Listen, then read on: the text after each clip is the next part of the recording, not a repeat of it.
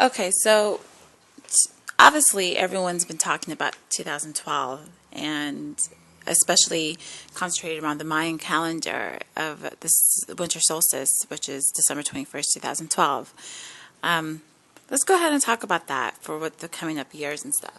Obviously, there's some stuff that, you know, I personally don't want to go into, Okay. Mm-hmm. if you know what I mean, but um, for the most part, like what is going on with this 2012? Let's talk about that. I mean, I think it's exciting time. I don't really think anybody really. I mean, it depends. Like when you say like what's going on, it could be anything. Like I mean, obviously the world's going in a certain direction. I think most people will say the world's probably not going in the right direction. If you have to ask the average person, I think it's a time of new beginnings, uncertainty, unpredictability. So I think that's what we're going into. We're going into times when economically we don't know what's going on. I mean, it's not stable. But I was just thinking about this the other day. A lot of people talk about, okay, we're going to go into fourth, fifth dimensional shift or whatnot. Which is great, I guess. I mean, I think it's a little bit more deeper than that personally. But it's funny because when they always talk about like this fourth, fifth dimensional shift, they always talk about this having this like everyone reaching their full potential, everyone having bliss, everyone, they always think of the positive. But what people don't realize though is we need to be more balanced. And okay, so yeah, some of us is going to have the potential of a frequency being enlightened. However, in that shift, we're going to have to go through some, especially because if we're just hypothetically in the third dimension, right? Or you can go in the fifth dimension, you're going to have to see there's some darkness between the third, fourth, fifth dimension.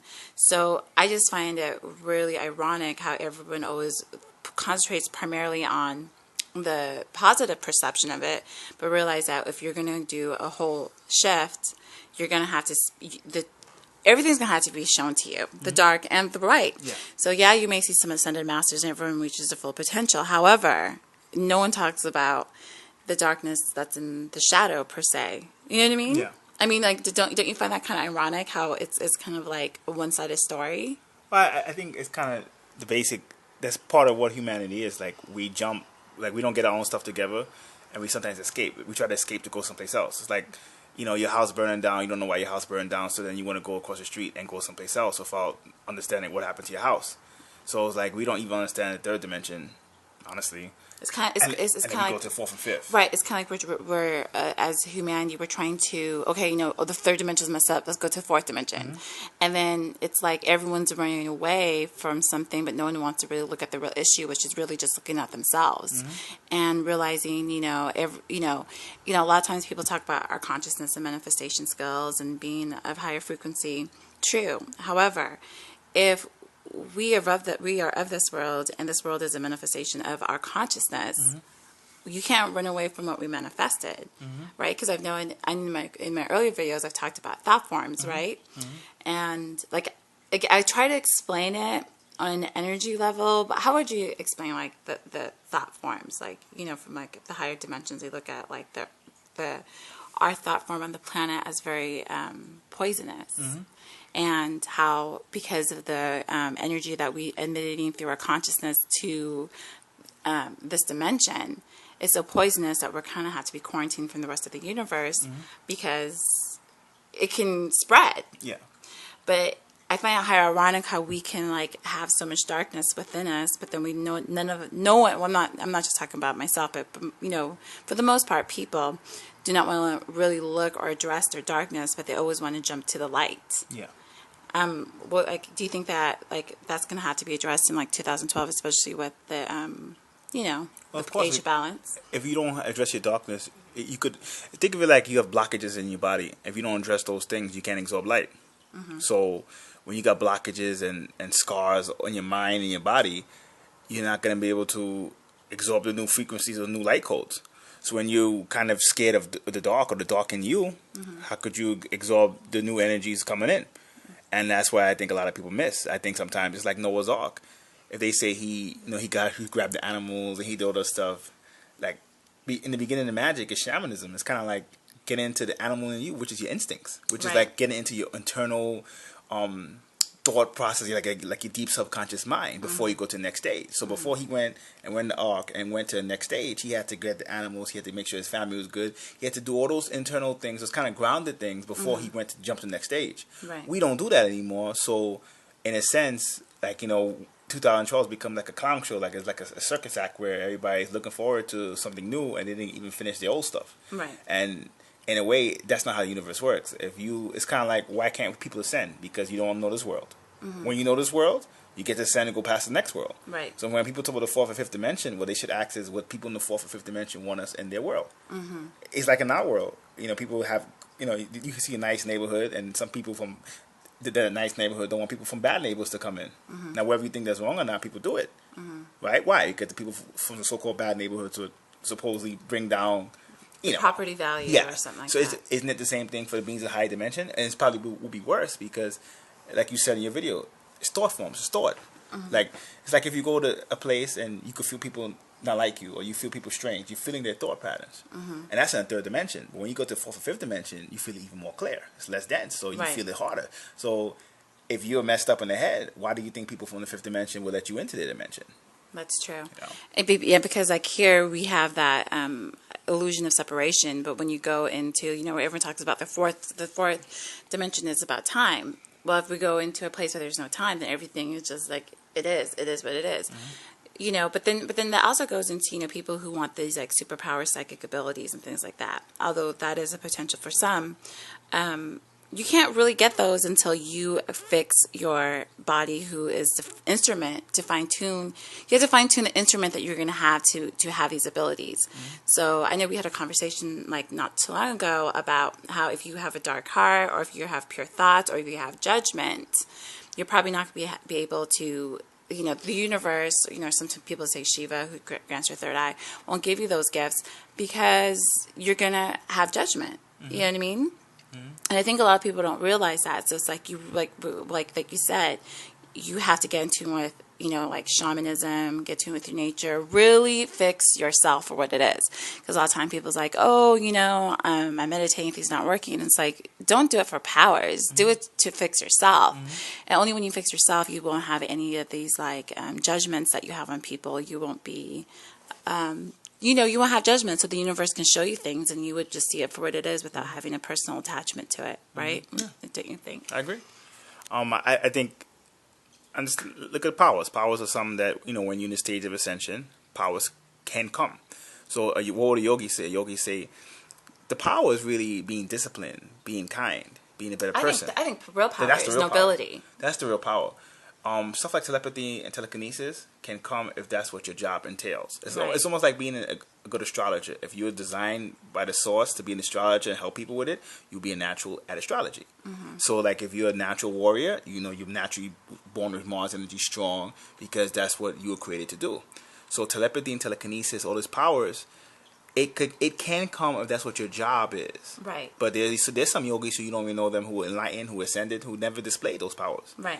You understand? So it's like the powers are just subject to what you have to do on this earth. Right. Your mission. Your life mission. But if you don't have to do that, there's some people, like a Baba Jai, he just helps other masters come in. And he helps them, he wakes them up. He doesn't necessarily have to have powers like Jesus, who Jesus was supposedly somebody who helped literally in human evolution directly.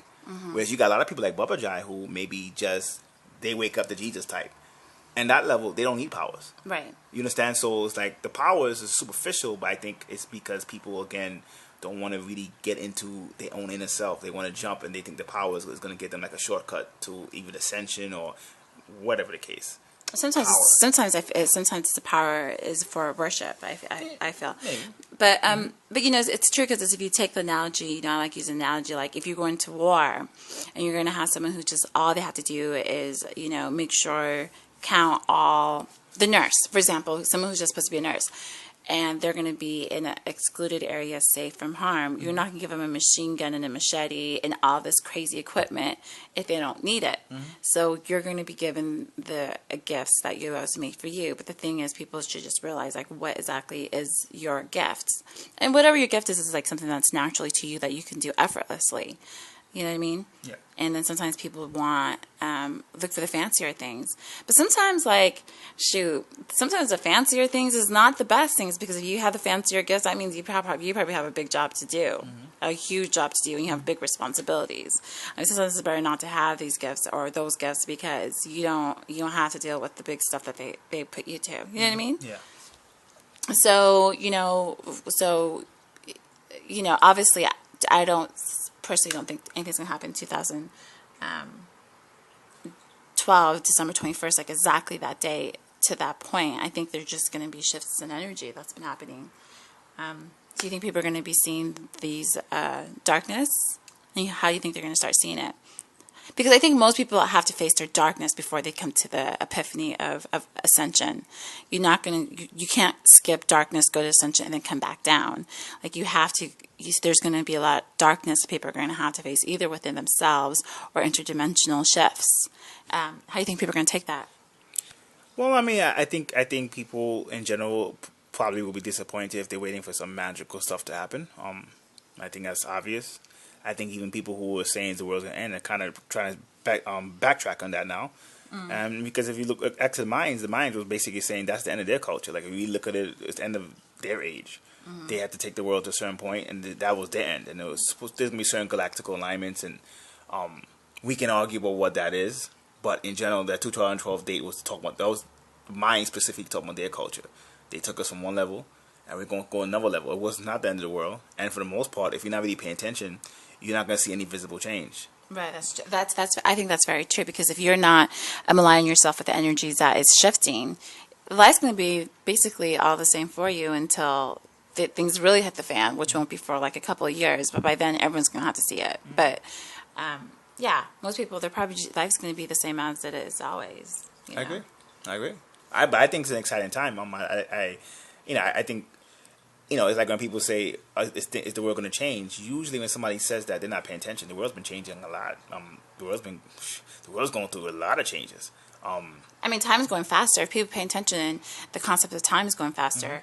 I mean, if you're doing rituals, you're doing manifestations, rituals, or you're working with energy, I mean, things are manifesting faster than usual. So, natural disasters that happen more commonly. Things come and go faster. I mean, people's potentials, as a lot of people are be able to love it. I mean, things are happening. It's just we've just been so in sleepwalking mode. We haven't been seeing it, right? I agree. Right. But it's an exciting time. I look forward to it, So, I mean, we got one more month to go. Yeah. I mean, I think, like I said, if people ask the question, is anything going to happen? It probably means they're not paying attention. Right. So for that type of individual, I don't mean to sound harsh, but for that type of individual, they're probably not going to see any visual change. For people who have been paying attention, have been doing the work, it's exciting, and the change is already taking place. 2012 is actually the December 21st. It's like a secondary, Yeah, it's like a new cycle, a secondary awakening, and a new shift in consciousness for those who are shifting their consciousness. So if you're just waiting around, and that's just real quick because I think we're running out of time. But that's the thing too. I think a lot of times people are waiting for a savior, per se, which is fine. But at the same time, they have to save themselves. Because, like, just to say hypothetically, if there was this Jesus character, hypothetically, I know that's religion, but do you think one person's going to save like a billion, million, trillion people on the planet? Just one person? No. You're going to have to pull in your own weight to help. Even if he was to come to help the very, very needy, we're going to have to be helping whoever that person is as well in the future. But I think a lot of times people are waiting for that one person to come and save them, which is going to be a bigger burden if that was the case. And a lot of times I think people just have forgotten to take care of themselves, and they're waiting for someone to take care of them. It's like we have to take kind of responsibility for our own evolution and become better. You know what I mean? Look at the resources around you. So if that final judgment day comes, if it does come and you are faced with Ma'at, or whatever you want to say, and they're like, why didn't you follow your evolution? You're saying, I'm waiting for a savior. I mean, is that going to be really, He said he gave you the rules. Did you follow them? Sure. Well, I guess in Ma'at's case, I mean, she gave you the rules. Yeah, she's like, Ma'at's like, I gave you the rules of Ma'at. But that's about it. So, until next time. Peace.